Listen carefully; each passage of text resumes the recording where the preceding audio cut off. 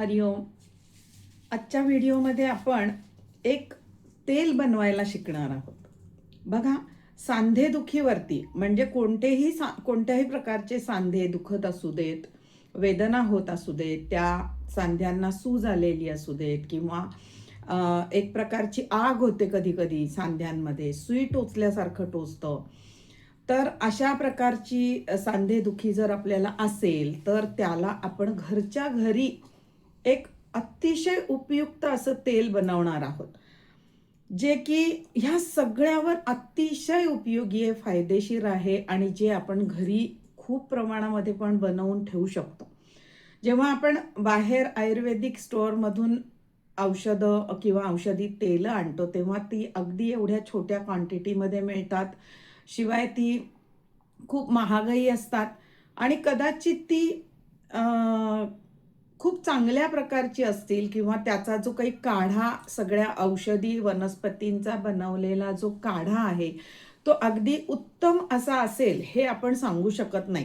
कधी कधी तो निकाढा असू शकतो. निकाढा म्हणजे काय, की एकदा त्या भरपूर साऱ्या वनस्पती एका तेलामध्ये उकळल्यानंतर पुन्हा त्या वनस्पती पुन्हा दुसऱ्यांदा किंवा तिसऱ्यांदा तेलामध्ये ते टाकून पुन्हा पुन्हा त्याचं तेल हे तयार केलं जाऊ शकतं आणि ह्याला निकाढा असं म्हणतात. तर अशा प्रकारचं जर तेल आपल्याला मिळालं तर त्याचा जो काही औषधी गुणधर्म आहे तर तो कमी झालेला असतो. त्यामुळे आपण जर आपल्या हाताने चांगलं जे काही मी साहित्य सांगते ते वापरून जर आपण घरी हा काढा तयार, हे तेल तयार केलं, वेदनाशामक तेल, तर ते आपल्याला खूप उपयोगी पडेल. तर आज आपण ते आपल्या व्हिडिओमध्ये बघणार आहोत. नमस्कार, मी स्वर्णा कौलगुड, निसर्गोपचार तज्ज्ञ, योग पंडित आणि योग प्राध्यापक आहे.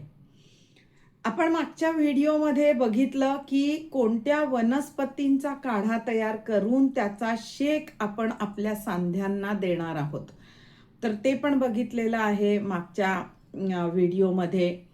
त्यानंतर आपण गेल्या व्हिडिओमध्ये असंही बघितलंय की रोज सकाळी आपण कोणतं पेय पिऊ शकतो जेणेकरून आपल्या सांध्यांमध्ये जी वेदना होत आहे ती होणार नाही, आपले सांधे चांगले सशक्त होतील, त्यांची ताकद वाढेल. तर असं पेय आपण गेल्या व्हिडिओमध्ये बघितलेलं आहे. तुम्ही जर तो व्हिडिओ बघितला नसेल किंवा ते दोन्ही व्हिडिओ जर तुम्ही बघितले नसतील तर निश्चितपणे आपले मागचे दोन्ही व्हिडिओ बघा. तर आजच्या व्हिडिओमध्ये आपण तेल बघणार आहोत.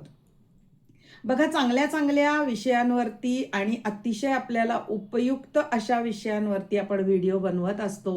तर बघत असाल, तुम्हाला हे विषय आवडत असतील, तुम्हाला उपयोगी पडत असतील तर तुम्ही सबस्क्राईब करायला विसरू नका. सबस्क्राईब करणं फ्री आहे आणि तुम्हाला माहिती आहे की आपल्या ह्याच्यामध्ये म्हण आहे बघा, कर भला तो हो भला.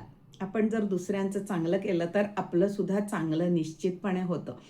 पण नुसता जर तुम्ही व्हिडिओ बघत असाल, तुम्हाला छान वाटत असेल, तुम्ही त्याचा उपयोग करत असाल तर निश्चितपणे लाईक करा, कमेंट करत जा, सबस्क्राईब करत जा.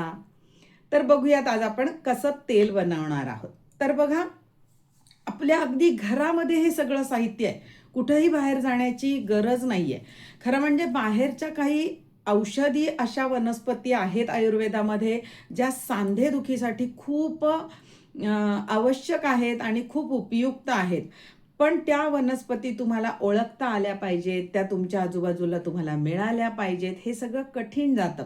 त्यामध्येच आपण मागच्या वेळेला निरगुडीचा पण उपयोग बघितलेला आहे. तर ही निरगुडी, त्याचा शेक बघितला आपण. पण ह्या निरगुडीचं तेल सुद्धा आपल्याला घरी तयार करता येतं, कारण निरगुडी ही वातशामक आहे आणि सूज कमी करणारी आहे, त्यामुळे सांध्यांसाठी खूप उपयोगी आहे. पण ही निरगुडी कदाचित बऱ्याच जणांना माहीत असते किंवा मी गेल्या व्हिडिओमध्ये ती कशी असते, कशी दिसते ते दाखवलेलं पण आहे. पण बघा, ह्याच्यामध्ये अजून काही वनस्पती पण आहेत. टाकळा म्हणून एक वनस्पती आहे, कोणी त्याला टाकळी म्हणतात किंवा कोणी टाकळा असं म्हणतात. त्याच्यानंतर एक काळा धोत्रा म्हणून एक वनस्पती आहे. तर ह्या ज्या वनस्पती आहेत ह्या खूप वातशामक आहेत, सूज कमी करणाऱ्या आहेत, दाह कमी करणाऱ्या आहेत. त्याच्यानंतर स्नायूंना ताकद देणाऱ्या आहेत. अशा खूप चांगल्या वनस्पती आहेत. आपण पुढे जाऊन त्याचाही एक व्हिडिओ बनवणार आहोत. तर त्या जेव्हा मिळतील त्यावेळेला मी त्याचं तेल कसं करतात ते मी तुम्हाला दाखवणार आहे. पण आज आपण जे तेल बघणार आहोत सांधेदुखीसाठी ते अगदी घरच्या घरी आपल्याकडे हे साहित्य सगळं असतं आणि त्यामुळे ते तुम्हाला लगेच तयार करता येणार आहे. बघा कोणतं कोणतं साहित्य आपण घेणार आहोत. तर पहिलं आहे ज्या तेलामध्ये आपण हे सगळं साहित्य घालणार आहोत ते तेल एक तर तिळाचं. तीळ तेल हे आयुर्वेदानी अतिशय उत्तम म्हणजे सगळ्यात मसाज करण्यासाठी उत्तम कोणतं तेल सांगितलं असेल आयुर्वेदानी तर ते आहे तीळ तेल. त्याच्यानंतर दुसऱ्या नंबरला येतं ते आहे मोहरीचं तेल. आता हे दोन्ही खरं म्हणजे तुलनात्मक दृष्टीने बघितले तर दोन्हीही एकसारखेच महत्त्वपूर्ण आहेत. पण बघा की ज्या वेळेला तुम्हाला पॅरालिसिसच्या पेशंटवरती हे तेल वापरायचं असेल त्यावेळेला तुम्ही हे मोहरीचंच तेल घ्या. त्याचा जास्त उपयोग आपल्याला होणार आहे पॅरालिसिसच्या पेशंटसाठी. पण जर तुम्ही ओव्हरऑल सांधेदुखीसाठी जर तेल बनवणार असाल तर त्याच्यामध्ये तुम्ही तीळ तेलाचा वापर केला तरी चालणार आहे किंवा मोहरीच्या तेलाचा वापर केला तरी सुद्धा चालणार आहे. जे तुमच्याकडे उपलब्ध आहे ते दोन्हीपैकी कोणताही एक तेल घ्या. त्याच्यानंतर आपण ह्याच्यामध्ये काय घालणार आहोत तर पहिलं आहे लसूण. लसूण बघा सगळ्यांच्या घरी असतो. लसूण हा अतिशय उपयोगी आहे जो की वातहारक आहे, वातशामक आहे. वात आपल्या शरीरातला वात कमी करतो. तो सुद्धा थंडीमध्ये वाढलेला असेल तर खूप जास्त उपयोगी पडतो लसूण. ह्या काळामध्ये जर थंडीच्या काळामध्ये वात वाढला असेल तर तो कमी करण्यासाठी आपल्याला लसूण उपयोगी पडतो. तर वातशामक आहे. त्याच्यानंतर सूज कमी करणारा आहे, दाह कमी करणारा आहे, रक्ताभिसरण ह्यानी सुधारते आपल्या शरीरातलं. तर असा उत्तम असा हा लसूण आहे जो आपण ह्या तेलामध्ये वापरणार आहोत. पण लसूण खूप उष्ण आहे त्याच्यामुळे एक वाटीभर तेलामध्ये 8 ते 10 लसणाच्या पाकळ्या आपण घेणार आहोत. त्याच्यानंतर दुसरा जो काही इन्ग्रेडियंट आहे ह्याच्यामध्ये तो महत्त्वाचा आहे तो म्हणजे कापूर.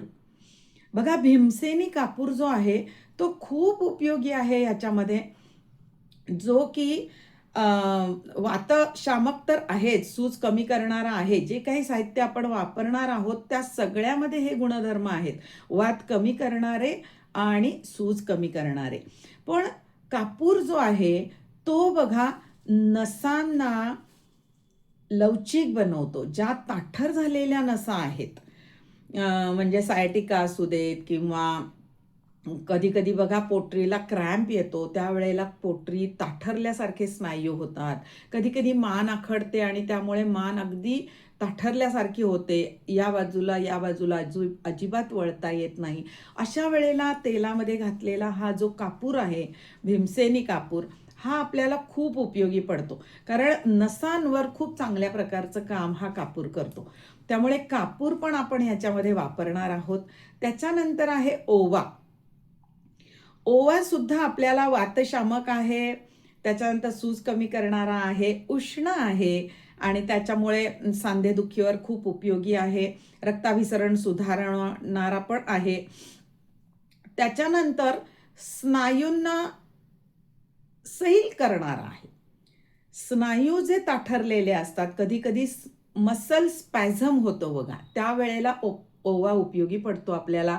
स्नायूंमध्ये ताठरता येते, स्नायू कडक होतात आणि त्यामुळे सुद्धा सांध्यांची हालचाल ही सुकर होऊ शकत नाही. त्यामुळे स्नायूंना जर लवचिक बनवायचं असेल तर आपल्याला ओवा वापरता येतो या तेलामध्ये, त्याचा खूप छान उपयोग होतो. त्याच्यानंतर आहे मेथी दाणा. मेथी दाणा इतरांसारखाच वातशामक, सूज कमी करणारा आहे, पण हा बळकटी देणारा आहे. हाडांना आणि आपल्या स्नायूंना आणि आपल्या सांध्यांना बळकटी देणारा आहे. त्यामुळे मेथी दाणा पण आपण ह्याच्यामध्ये वापरणार आहोत. बघा ह्याच्यामध्ये आपण हळद सुद्धा वापरू शकतो. पण बऱ्याचदा काय होतं की सांध्यांना आपण जेव्हा हे तेल लावतो त्यावेळेला बऱ्याचदा कपड्यांना हळद लागू शकते आणि ही हळद लवकर कपड्यांची निघत नाही. त्याच्यामुळे आपण ह्याच्यामध्ये हळद वापरलेली नाहीये. पण तुम्हाला जर वाटलं की आपण काहीतरी जुना कपडा ह्याच्यावरती बांधणार आहोत किंवा जुने कपडे घालणार आहोत, तर तुम्ही हे तेल लावताना ह्याच्यामध्ये आयत्या वेळेला जरी हळद घालून जर हे तेल लावलं तरी सुद्धा चालणार आहे. मी ह्या तेलामध्ये आत्ता हळद घातलेली नाही आहे, पण तुम्ही ह्याच्यामध्ये हळदही घालू शकता.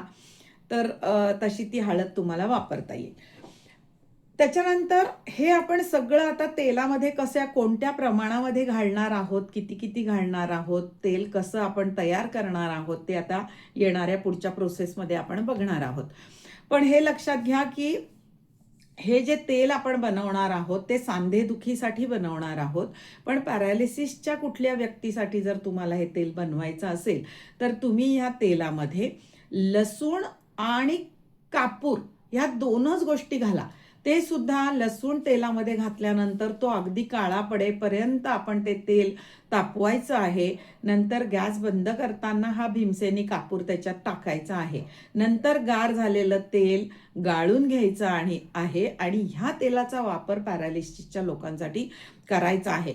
ते सुद्धा पॅरालिसिसचा अटॅक आल्यानंतर घरातले कोणतीही व्यक्ती या पॅरालिसिस झालेल्या माणसाला पहिल्यांदी हॉस्पिटलमध्ये नेते. मग तो हॉस्पिटलचा दिवस आणि त्याच्या दुसरा दिवस हे 2 दिवस औषधोपचारामध्ये डॉक्टरांच्या देखरेखीखाली जाऊ द्या. पण तिसऱ्या दिवशी तुम्ही ह्या बनवलेल्या तेलाने त्या व्यक्तीचा मसाज सुरू केला पाहिजे. जेवढा तुम्ही लवकर सुरू कराल तेवढा त्यांच्या नसांमध्ये पुन्हा एकदा संदेश वहन होऊ शकतं लवकरात लवकर. कारण काय असतं की आपल्या ज्या या नसा आहेत, नर्व आहेत, त्या काय करतात की मेंदूकडनं काही आज्ञा अवयवांकडे आणतात आणि अवयवांकडनं काही सूचना ह्या मेंदूकडे जातात. हे काम नसांच्या मार्फत होत असतं आणि पॅरालाइज झालेल्या व्यक्तीच्या नसा काम करत नसल्यामुळे पायामध्ये खूप चांगली जरी शक्ती असेल तरी त्यांना स्वतः पाय हलवता येत नाही. कारण मेंदूकडून पाय हलवण्यासाठीच्या सूचना पायांकडे पाठवल्या तरी त्या सूचना पायांपर्यंत पोचत नाही आणि पाय हलत नाही. मग ह्या नसांवर जर तुम्ही लवकर काम केलं, अगदी पटापट, म्हणजे अगदी तिसऱ्या दिवशीपासून काम सुरूच करायचं, तुम्हाला एक 6व्या-7व्या दिवसापर्यंत खूप चांगला फरक जाणवतो बघा. की लवकर काम सुरू केलं की नसांमध्ये पुन्हा एकदा हे आज्ञावहन आणि सूचना वहनाचं काम सुरू व्हायला लागतं. त्यामुळे तुम्ही पॅरालिसिसच्या पेशंटला ह्याच्यात लवकर काम करायला सुरुवात करा. बाकीचे जे तेल आहे ते सांधेदुखीसाठी आता आपण बघणार आहोत कसं काय करायचं आहे ते. आणि हे तेल तयार झाल्यानंतर ते कोणी कसं वापरायचंय हे मी तुम्हाला त्यानंतर सांगते आहे. आता बघूयात की आपण कोणतं साहित्य किती प्रमाणात घेतलंय आणि हे तेल आपण कसं तयार करतोय. नीट बघा, त्याच्यानंतर मी सांगेल की हे कसं वापरायचंय. ठीक आहे, बघा आपण आता जे तेल बनवणार आहोत त्यासाठी आपण कोणतं साहित्य घेतलंय. 1 चमचा पोहे खायचा जो चमचा असतो तो 1 चमचा आपण ओवा घेतलेला आहे. अर्धा चमचा मेथी दाणे घेतलेले आहेत. 8 ते 10 लसूणच्या पाकळ्या सोलून घेतलेल्या आहेत आणि थोडासा भीमसेनी कापूर घेतलेला आहे आपण. आता हे जे काही सगळं आहे ते आपण बारीक करणार आहोत जेणेकरून त्याचा सगळा अर्क आपल्या तेलामध्ये चांगल्या प्रकारे निघेल. म्हणजे आपण आता ओवा पण बारीक करणार आहोत, कुटून घेणार आहोत, मेथी दाणा कुटून घेणार आहोत, कापूर कुटून घेणार आहोत आणि नंतर आपण लसूणच्या ज्या काही ह्या पाकळ्या घेतलेल्या आहेत त्या पण आपण ह्याच्यामध्ये ठेचून घेणार आहोत. आता बघा आपण हे असं ओबड-धोबड कुटून घेतलेलं आहे. ओवा, मेथी दाणा, लसूण आणि कापूर हे जे काही चारी पदार्थ आपण घेतलेले आहेत हे चारी वातशामक आहेत आणि सूज कमी करणारे आहेत. पण त्याचबरोबर त्यांच्यामध्ये अजून काय जास्त फायदे देणारे गुण आहेत ते पण आपण बघूयात. सुरुवातीला आपण बघूयात लसूण. हा जो लसूण आहे तो वातशामक आहेच आहे, दाह कमी करणारा. म्हणजे आपल्याला जर काही वेदना होत असतील, सुईसारखा वेदना होत असतील, सांधा आपला गरम होत असेल तर ते कमी करण्यासाठी पण लसूण उपयोगी पडतो. लसूण हा रक्ताभिसरण सुधारवतो. उष्ण असल्यामुळे हा वातामध्ये जे काही वेदना निर्माण होतात त्या कमी करण्यासाठी उपयोगी आहे, नसांना बळकटी देतो. तर असे हे आपल्या लसूणचे गुणधर्म आहेत. आता आपण बघूयात कपूर. तर कपूर हा सुद्धा वेदनाशामक आहे. सांधे, गुडघे, मानदुखी, कंबरदुखी कमी करणारा आहे, सूज कमी करतो, रक्ताभिसरण सुधारवतो. अजून एक महत्त्वाचा गुण कापूरचा असा आहे की हा स्नायूंना सैल करतो. बऱ्याचदा स्नायूंमध्ये ताठरता आलेली असते, स्नायू जाम झालेले असतात, तर ते सैल करण्यासाठी म्हणून आपल्याला कापूर उपयोगी पडतो. बघा, ॲलोपॅथी डॉक्टर आपल्याला मसल रिलॅक्सेशनसाठी काही ॲलोपॅथीच्या गोळ्या देतात. अशा कंडिशनमध्ये गोळ्या न घेता जर आपण कापूर घातलेलं जर तेल आपण वापरलं तर स्नायू आपोआपच सैल होण्यासाठी उपयोग होतो आपल्याला. त्याच्यानंतर वेदना पण कमी करतो कापूर, उष्णता देतो. त्यामुळे थंडीमध्ये जो वात वाढलेला असतो तो कमी करण्यासाठी कापूर आपल्याला उपयोगी पडतो. आता आपण बघूयात की मेथी दाणा आपण इथे घेतलेला आहे. मेथी दाणा हा पण वात आणि सूज कमी करणारा आहे, स्नायूंना बळकटी देतो, हाडांना मजबूती देतो, सांध्यांना मजबूती देतो. म्हणून आपण आता आपल्या तेलामध्ये मेथी दाणा पण वापरणार आहोत. त्याच्यानंतर आपण ओवा वापरतो आहोत. ओवा सुद्धा वात आणि सूज कमी करणारा आहे, वेदनाशामक आहे. नसांमध्ये जी वेदना होते, म्हणजे बऱ्याचदा बघा नस आखडते, आपण म्हणतो पोटरीला एकदम गोळा येतो, त्याच्यानंतर सायटिका आखडलेली असते, मान कधी कधी ताठरलेली असते. तर अशा नसा जेव्हा ताठरल्या जातात त्यावेळेला आपल्याला ओव्याचा उपयोग होतो. रक्ताभिसरण सुधारवतो, वेदना कमी करतो, वात आणि सूज पण कमी करतो. तर असे हे चारही आपण खूप अत्यंत फायदे देणारे असे घटक आपण आता तेल बनवण्यासाठी घेतलेले आहेत. आता पुढची कृती बघूयात आपण कशी करायची आहे ती. आता आपण जे तेल बनवणार आहोत त्यासाठी अशी लोखंडी कढई घ्यायची आहे आणि तिळाचं तेल, बघा तिळाचं तेल किंवा मोहरीचं तेल आपल्याला हे यासाठी चालणार आहे. तर आज आपण हे तिळाचं तेल घेणार आहोत आणि असं एवढ्या वाटीभर, जी आपण डाळ घेण्यासाठी जी वाटी वापरतो तेवढ्या वाटीभर तेल आपण आज घेणार आहोत तिळाचं. बघा, आता हे वाटीभर तेल घेतलेलं आहे आपण तिळाचं आणि ते आपण याच्यामध्ये घालणार आहोत.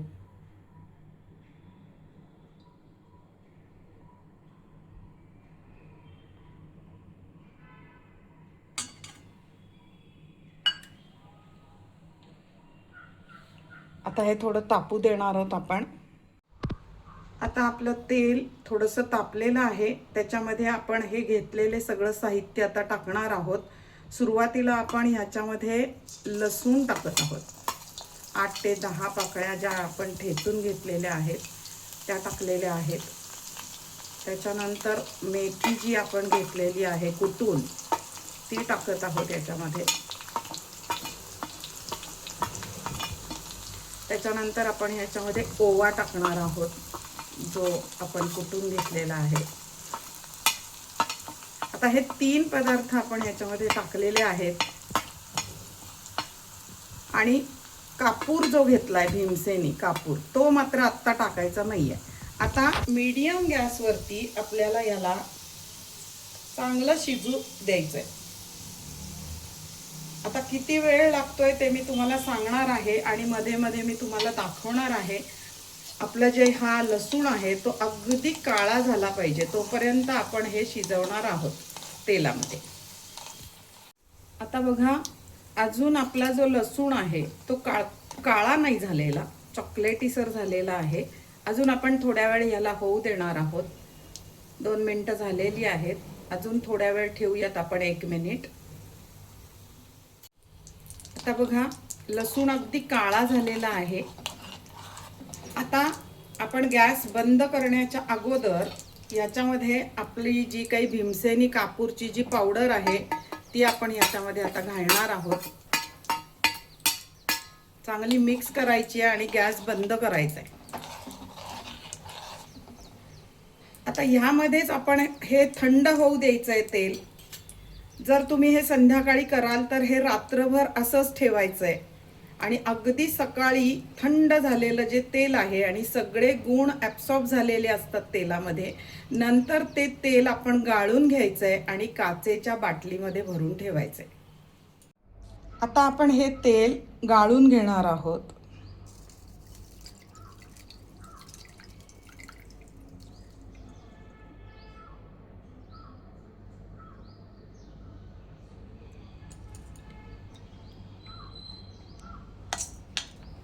आणि हे आता आपण काचेच्या बाटलीमध्ये भरून ठेवणार आहोत. आता आपण बघितलं की हे तेल कसं बनवलंय. आता हे आपण गाळून घेतलेलं आहे काचेच्या भांड्यामध्ये आणि ते आपण आता बाटलीमध्ये भरणार आहोत. तर हे बाटलीमध्ये भरलेलं तेल जेव्हा आपण वापरणार आहोत तेव्हा काय काय काळजी घ्यायची बघा, की ज्यांचे सांधे दुखत आहेत, मग तो कोणताही सांधा असू देत, त्याच्यावरती हे तेलाचं मालिश आपण करू शकतो. पण कोणासाठी नाही करायचंय हे लक्षात घ्या. गर्भवती महिला असतील तर त्यांना मात्र ह्या तेलाने मसाज करू नका. तज्ज्ञ व्यक्तींच्या देखरेखीखालीच तुम्ही हा मसाज केला पाहिजे गर्भवती महिलांना. त्याच्यानंतर लहान मुलांसाठी हे तेल वापरू नका. साधारणपणे 12-15 वर्षाच्या पुढची जी व्यक्ती असेल त्यांच्यासाठी तुम्ही हे तेल वापरू शकता. त्याच्यानंतर बघा, ज्यांना काहीतरी कापलं आहे किंवा जखम झालेली आहे, त्याच्यातून रक्त येत आहे, अशा ठिकाणी या तेलाचा अजिबात वापर करायचा नाहीये. त्याची आग होणं वाढेल, जळजळ वाढेल. त्यामुळे जिथे आपली स्किन ओपन झालेली आहे, डायरेक्ट तिचा संपर्क आतमधल्या गोष्टींशी येतोय, अशा ठिकाणी ह्या तेलाचा वापर करायचा नाहीये. त्याच्यानंतर काही काही जणांना बघा सोरायसिस झालेलं असतं स्किनला, त्याच्या खपल्या पडत असतात, त्याच्यातून काही द्रव निघत असतो, अशा स्किनला सुद्धा हे तेल वापरायचं नाहीये.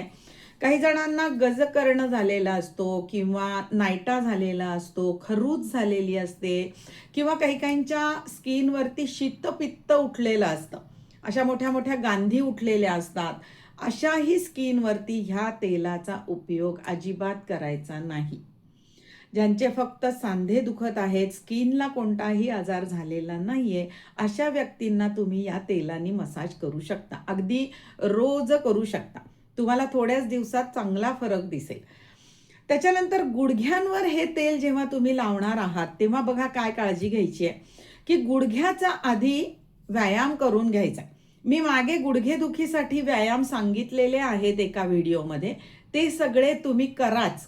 शिवाय काय करायचंय, की आपल्या गुडघ्याच्या बरोबर वरती जो एक गोलाकार भाग असतो बघा, ज्याला पटेला असं म्हणतात किंवा कोणी कोणी मराठीत याला वाटी असं म्हणतात, गुडघ्याची वाटी. तर ह्या वाटीला पकडायचं आहे आणि ज्यांचे गुडघे दुखतात ना, त्यांची ही वाटी बघा स्टिफ झालेली असते, कडक झालेली असते, ती खूप इझिली हालत नाही. पण ती आपण काय करायची आहे, किंवा ज्या व्यक्तीचं दुखतंय त्यांनी जरी केलं तरी हरकत नाही. पाय सरळ ठेवायचा, ज्या गुडघ्याची वाटी आपली दुखतीये त्या वाटीला पकडायचं आहे आणि पुढे मागे पुढे मागे पुढे मागे असं 8 ते 10 वेळेला त्याची हालचाल करायची. त्याच्यानंतर आडवी पण वाटी हलवायची. ह्या बाजूला एकदा, ह्या बाजूला एकदा, ह्या बाजूला एकदा, ह्या बाजूला एकदा, अशी त्या वाटीची हालचाल आडवी करायची आहे, उभी करायची आहे, आडवी करायची आहे. त्यानंतर तिरपी करायची आहे बघा, तिरपी सुद्धा अशी त्याची वाटीची हालचाल करायची आहे. त्यानंतर अशी पण तिरपी करायची आहे. त्यामुळे जी गोल वाटी आहे त्याची उभी, आडवी आणि तिरपी दोन्ही बाजूंनी अशी फुलीच्या आकारामध्ये अशा त्या वाटीच्या हालचाली करायच्या आहेत, जेणेकरून तिथलं रक्ताभिसरण सुधारेल, ती वाटी लवचिक व्हायला, तिची हालचाल लवचिक व्हायला, तिचा स्टिफनेस कमी व्हायला आधी मदत होईल. अशी ही हालचाल आपल्या हाताने स्वतःच्या केली तरी हरकत नाही. आणि त्यानंतर आपण ह्याचा तेलाचा तिथे उपयोग करायचा आहे. हलकासा मसाज आपण गुडघ्याच्या वाटीला करायचा आहे. गुडघ्याच्या खालच्या बाजूला पण बघा मधोमध स्टिफनेस आलेला असतो, तिथे सुद्धा हे तेल वापरायचं आहे. तर असा जेव्हा तुम्ही गुडघ्याचा चांगला हलकासा मसाज कराल आणि नंतर रात्री झोपाल तर तुम्हाला ह्याचा खूप चांगला रिझल्ट मिळेल. तुम्ही दिवसभरातही हे तेल वापरू शकता 2 वेळेला, तुम्ही रात्री झोपतानाही हे तेल वापरू शकता. तर असं जेव्हा तुम्ही वापराल त्यावेळेला तुम्हाला निश्चितपणे तुमच्या सांध्याची सूज कमी झालेली दिसेल, जी काही त्याच्यामध्ये आग होतीये ती कमी झालेली दिसेल, वेदना कमी होतील. त्याच्यानंतर तुमच्या सांध्याच्या हालचालीमध्ये तुम्हाला फरक झालेला जाणवेल. तर निश्चितपणे हे करून बघा. कधी कधी जर तुम्हाला शेकायचं असेल, म्हणजे सूज असेल तर तुम्ही बर्फानी सांध्याला शेका. पण सूज नसेल पण सांधा दुखतोय तर तुम्ही गरम पाण्याच्या पिशवीनी शेक घ्या. शेक घेतल्यानंतर तुम्ही त्याला तेल लावा. म्हणजे मग त्याचा आपल्याला जास्त उपयोग होईल. का? तर शेकल्यामुळे आपली स्किन जी आहे ती प्रसरण पावते आणि त्याचे जे काही पोअर्स आहेत ते जास्त खुले होतात आणि त्याच्यामध्ये तेल मुरायला आपल्याला चांगली मदत होते. तर हेही करून बघा तुम्ही, की सांध्याला शेका आणि नंतर तेलाचा हलका मसाज करा. बघा तुम्ही चांगले रिझल्ट येतील. हे घरच्या घरी तुम्हाला बनवता येणारे आणि अतिशय उपयोगी आहे. म्हणजे बाजारामध्ये मिळणाऱ्या सांधेदुखीच्या कुठल्याही तेलापेक्षा जास्त प्रभावशाली हे तेल आहे. तुम्ही याचा वापर करा आणि निश्चितपणे कसं वाटलं ते सांगा. कमेंट्स करत जा, लाईक करत जा, सबस्क्राईब करायला विसरू नका. भेटूयात पुढच्या व्हिडिओमध्ये एका चांगल्या नवीन विषयासह. धन्यवाद.